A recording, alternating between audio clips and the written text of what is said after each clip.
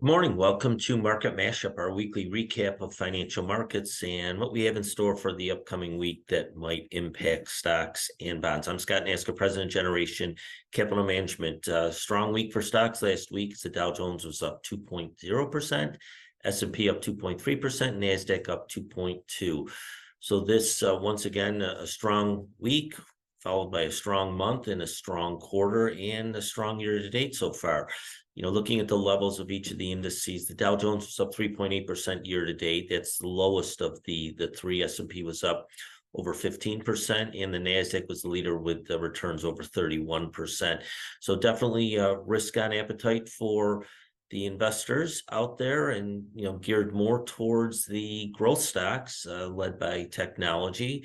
And you hear talk of many people out there that this market's being led by seven big stocks: Apple, Microsoft, Nvidia, Google, Amazon, Tesla. There's they're driving the markets, and Meta was the last one out there driving the markets higher. And we're seeing that so far in the first 6 months. A lot of it's driven by AI. That's the topic of conversation that everyone's talking about. And it just seems to be where the growth and the appetite for risk is.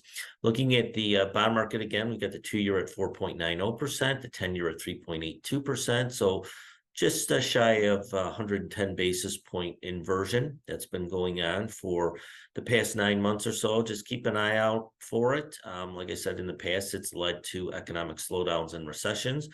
We're not seeing it yet based off of economic data, but the markets, especially fixed income markets, tend not to mislead people. So just pay close attention to that.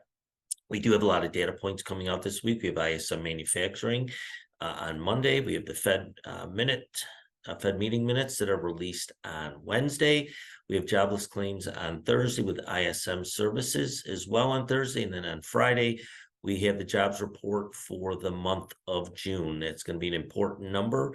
Fed looks at that when they're determining interest rate policies, and pay attention to the growth in new jobs as well as the increases in wages, because that is a gauge for inflation. So pay attention to that. Please feel free to reach out to us, www.gencapmgmt.com.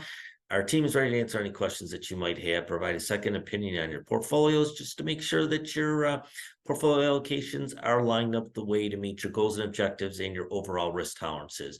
We have a lot of timely stories out there in terms of John's top tips, financial planning, blogs that are coming out. So pay attention to that, especially with John. He does a great job in helping clients and members out for their financial planning needs. There's a lot of interest and appetite for people just to make sure that they are on the right path and maximizing their tools that they have at their disposal in order to meet their overall goals. So feel free to reach out to us. Our team's ready to answer any questions that you might have.